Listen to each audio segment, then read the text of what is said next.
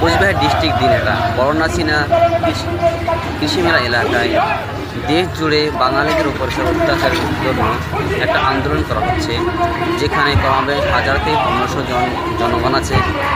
রাস্তার একদিক দিয়ে জনগণ যাচ্ছে, 3 থেকে 400 মিটার দূর পর্যন্ত জনগণ আছে, যেখানে মহিলা আছে, পুরুষ আছে, বাচ্চা আছে ও বয়স্ক লোকরা আছে। আমি একটা বিষয় দেখলাম যে বাঙালিদের উপর অত্যাচার করা হচ্ছে, খাস করে ওই রাজ্যের মধ্যে, যে রাজ্যের মধ্যে বিজেপি শাসক। যেমন একটা হলো হরিয়ানা, রাজস্থান, মহারাষ্ট্র, এই রাজ্যগুলোর মধ্যে সব থেকে বেশি বাঙালিদের উপর অত্যাচার করা হচ্ছে।